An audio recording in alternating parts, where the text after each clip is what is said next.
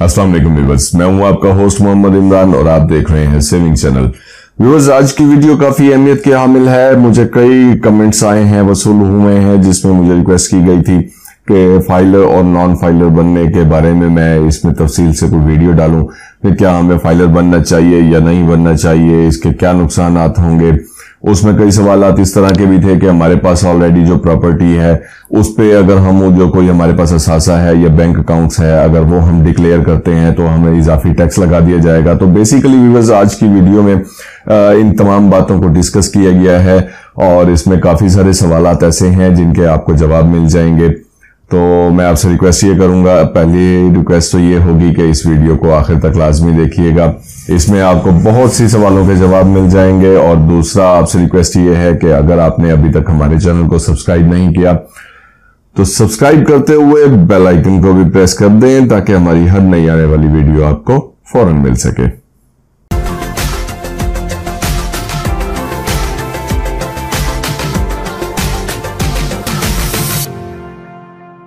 जी viewers, सबसे पहले तो मैं आपको ये कंसेप्ट क्लियर करता चलूं कि इनकम टैक्स गोशवारे किसको जमा करवाने चाहिए, किसको फाइलर बनना चाहिए, किसको ना बनना चाहिए।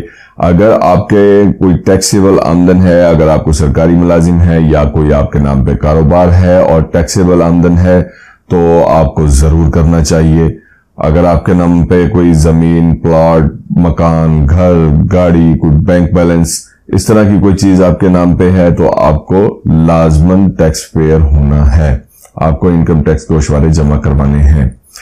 इसमें भी कई लोग हैं जो मुझे कमेंट कर रहे हैं, जो मुझसे परेशान हो रहे हैं कि हम लोग जो फाइलर अगर नहीं बनते तो हमारे असासा जात जो है वो उस पे जो है ना वो गवर्नमेंट जो है उसको वो खत्म कर देगी। टैक्स एमनेस्टी जैसे लॉन्च की गई थी।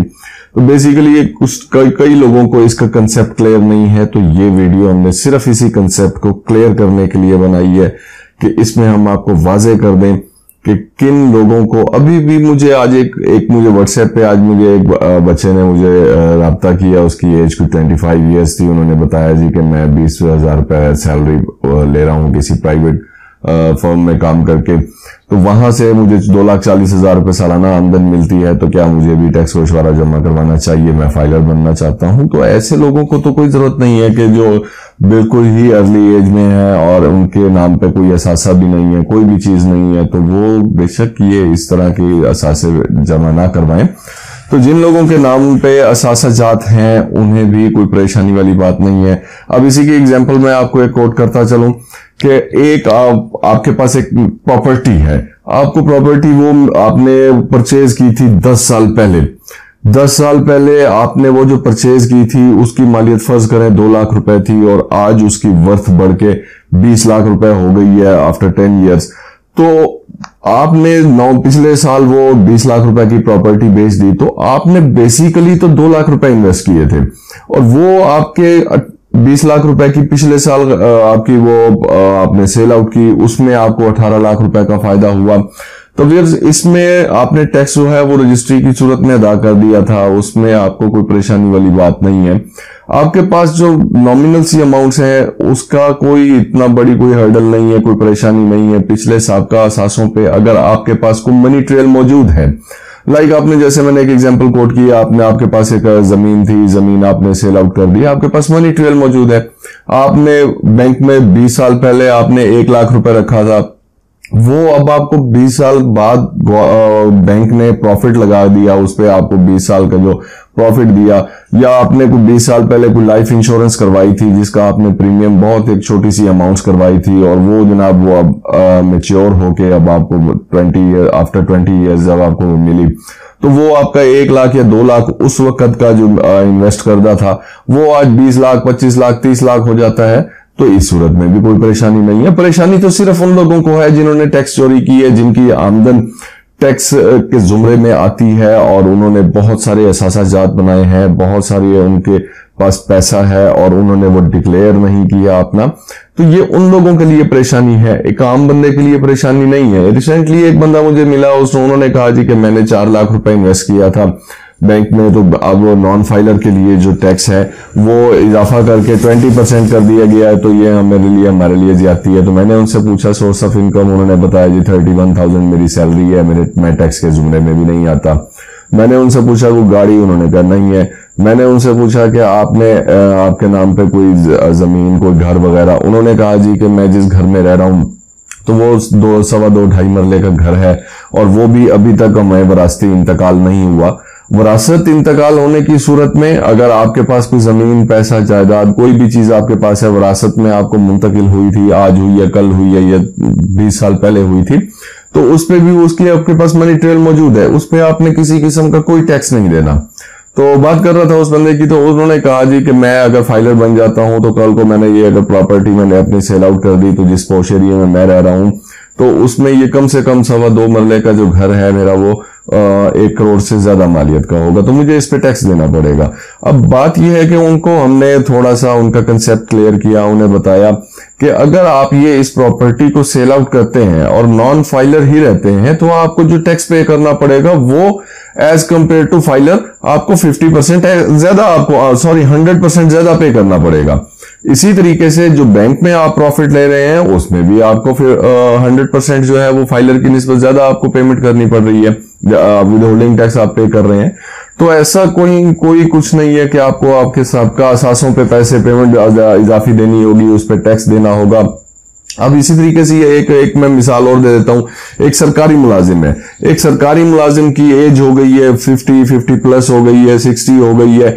अब 60 सालों में अगर उन्होंने कोई बचत करके कोई छोटा सा प्लॉट या जमीन उन्होंने कुछ अरसा पहले ले लिया था, जिसकी वर्थ सपोज मैं कहता हूं कि आज से 10-15 साल पहले उसकी कीमत जो है वो 15 लाख थी, 10 लाख रुपए थी, और टाइम से इजाफा होने के बाद अब अगर वो 1 करोड़ रुपया हो गया या 60 लाख का हो गया मौजूदा वैल्यू, तो इसमें ऐसा कोई परेशानी वाली बात नहीं है। आपकी हलाल की कमाई थी, आपकी हलाल की कमाई में ही अल्लाह ताला ने बरकत डाल दी, टाइम के लिहाज से उसकी कीमत बढ़ी, तो वो चीज जो है वो आपकी अब उसकी वर्थ जो है वो ज्यादा हो गई। वो अगर आपने सेल कर दिया है या आपके पास मौजूद है और उस पे आपको किसी किस्म का कोई टैक्स नहीं देना। तो अब सवाल ये पैदा होता है कि आप लोग अगर टैक्स फाइलर बनना चाहते हैं तो उसके लिए लाजमी बात है कि मैंने आपको बताया कि आपको टैक्स, अगर आपकी टैक्सेबल आमदन है तो आप टैक्स देंगे, अगर आपकी आमदन टैक्सेबल नहीं है तो आप भले टैक्स ना दें।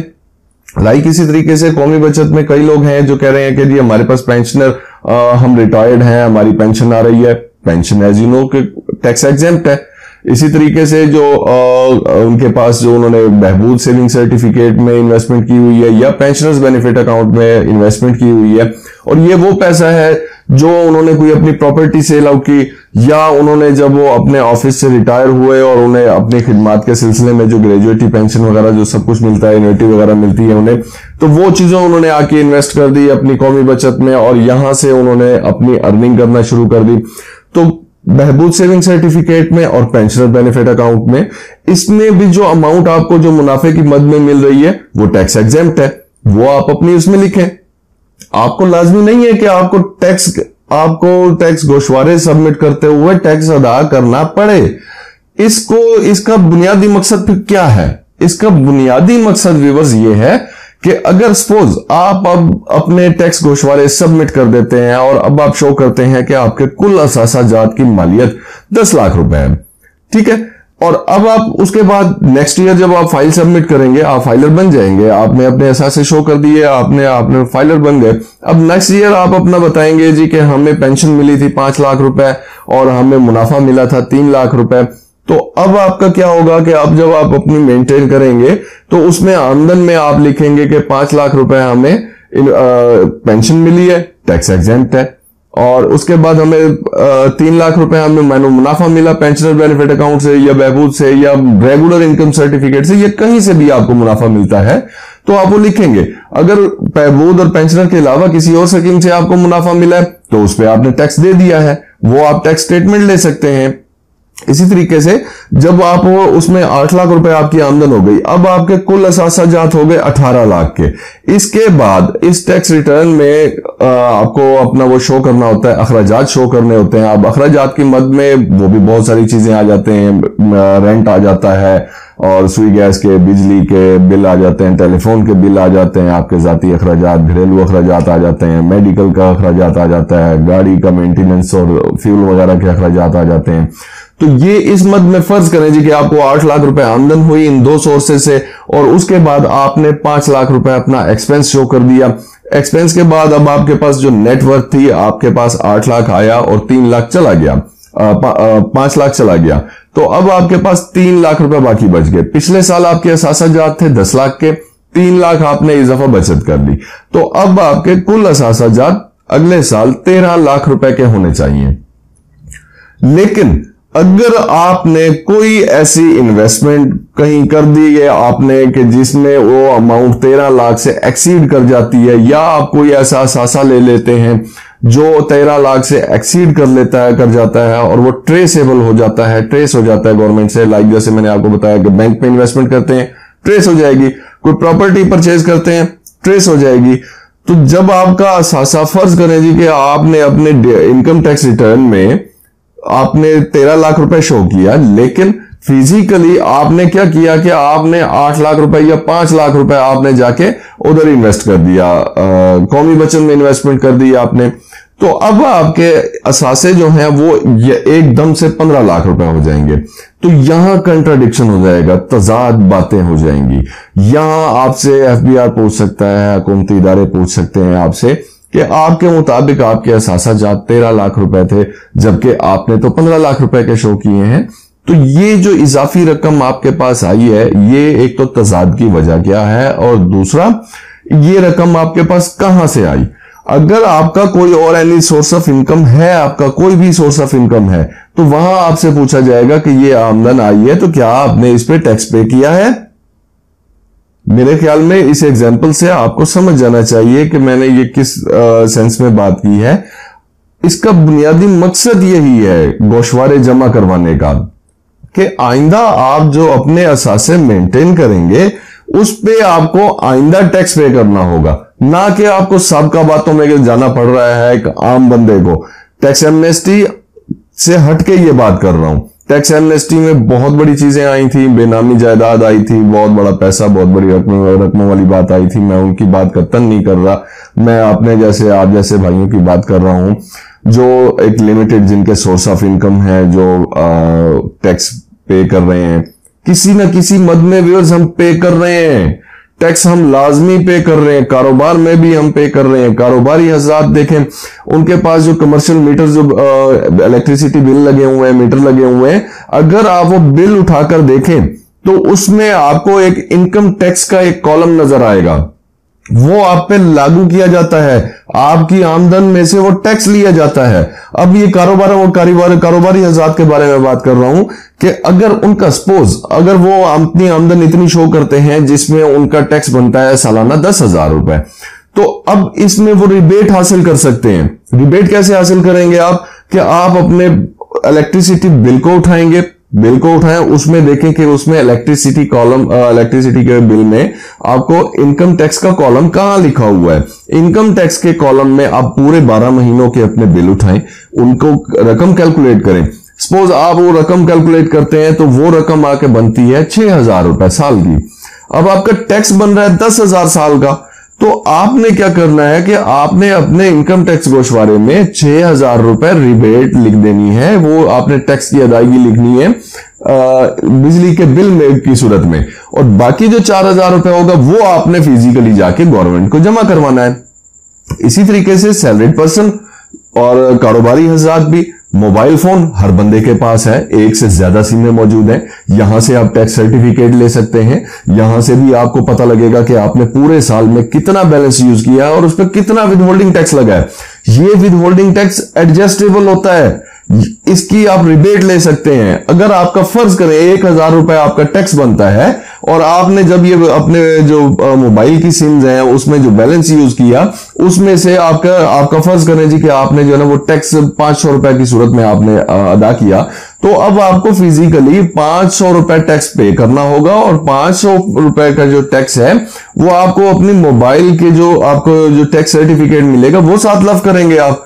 इसी तरीके से अगर आपके पास पीटीसीएल बिल, अगर आपके पास पीटीसीएल का कनेक्शन लगा हुआ है, तो उसमें भी आप टैक्स पे कर रहे हैं, उसका भी आपको टैक्स सर्टिफिकेट मिलता है। आमतौर पर जो 2-2,500 रुपए, जिसका 2,500 रुपए का बिल आ रहा है, उसका साल का तकरीबन 4,000 रुपए टैक्स काटा जाता है। वो आप रिबेट ले सकते हैं। इस तरह सरकारी मुलाजमीन भी इसी तरीके से ले सकते हैं कि सरकारी मुलाजिम का फर्ज करें कि 1 महीने का उसका बनता है 1,000 रुपए टैक्स बनता है। तो अब अगर उसको अपने वो मोबाइल्स की अपना 6 माह बाद भी अगर वो चेक कर ले कि अब मेरा टैक्स जो है वो मैंने 6 माह में पीटीसीएल वालों को और अपने मोबाइल कंपनी वालों को इतना पे करवाया था, तो वो टैक्स सर्टिफिकेट अपने ऑफिस में दे सकते हैं कि हमने ये इतना टैक्स पे कर चुके हैं, अब आप काइंडली हमारी इतना अमाउंट जो है हमारी आप सैलरी में से डिडक्ट ना करें। ये एडजस्टेबल टैक्स है। इसके अलावा भी बहुत सारे एडजस्टेबल टैक्स हैं। एडजस्टेबल टैक्स अगर आपने देखने हो तो इसी वीडियो के डिस्क्रिप्शन में मैंने एक फाइल का लिंक दिया है, टैक्स रिजीम 2019। अगर इसको आप डाउनलोड करना चाहें, व्यू करना चाहें, तो वीडियो के जहां नीचे उन्वान लिखा हुआ है, इस उन्वान के साथ अब देखेंगे तो एक डाउन एरो का निशान होगा। डाउन एरो पे जब आप क्लिक करेंगे तो वीडियो के नीचे तफसील खुल जाएगी। तो इस तफसील में मैंने एक टैक्स रिजीम का मैंने एक लिंक दिया है, आप उसको ओपन करें, डाउनलोड करें। अब उसमें मुख्तलिफ टैक्सेस हैं जो एडजस्टेबल हैं।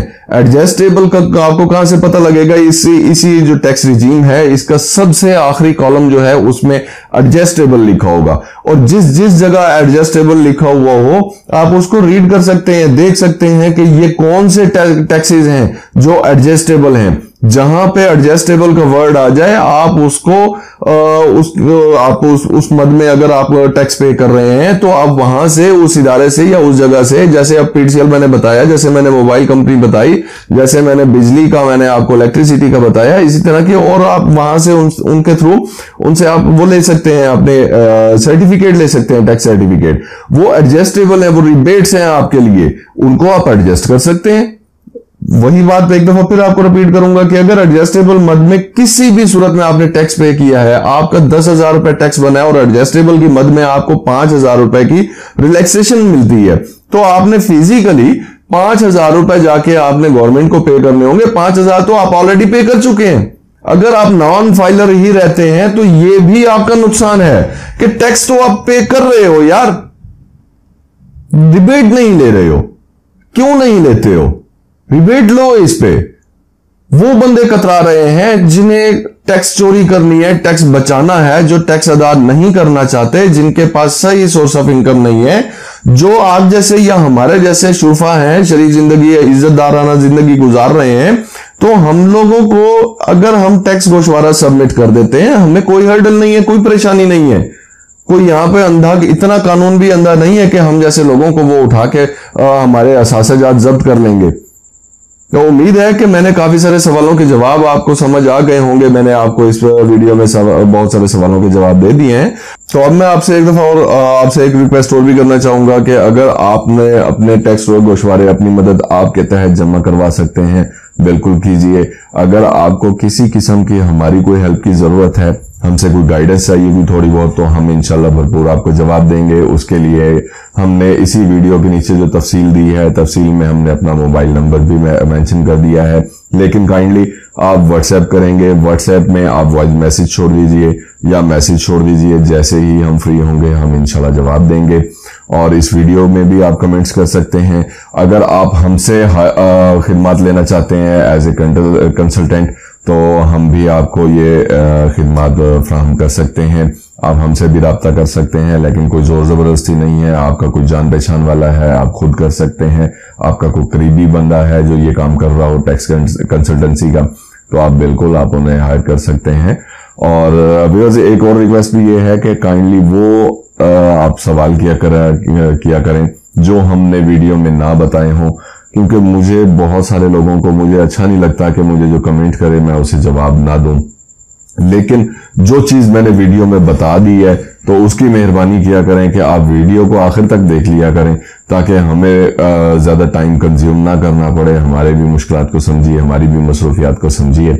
अगर आप ये छोटी सी इंफॉर्मेशन हमारी इस वीडियो को मुकम्मल देख के हासिल कर लेते हैं घर बैठे, तो वो ज्यादा बेहतर है कि आप खुद से एक दफा देख लिया करें। और अगर कोई सवाल है तो लाजमी पूछें, वो बात ना पूछें जो हमने वीडियो में बताई है। ऐसे लोगों को इस दफा मैं एक्सक्यूज कर रहा हूं कि मैं ऐसे लोगों को किसी को जवाब नहीं दूंगा जो ऑलरेडी मैंने वीडियो में बताई होगी। तो जिसको वसूल ना हो जवाब तो वो काइंडली ऑटोमेटिकली खुद ब खुद 24 आवर्स बाद मैक्सिमम जो है ना वो वीडियो हमारी ये दोबारा देख लें, क्योंकि उसके सवाल का जवाब वो इसी वीडियो के अंदर मौजूद होगा। तो उम्मीद है कि ये वीडियो आपके लिए खासी कारआमद साबित होगी। बहुत सारी बातें हमने क्लियर कर दी। आपका मजीद कोई सवाल हो हमें व्हाट्सएप कीजिए, हमारी वीडियो पर कमेंट कीजिए, वीडियो को लाइक करना मत भूलिएगा, और अगर सब्सक्राइब नहीं किया तो सब्सक्राइब लाजमी कीजिए।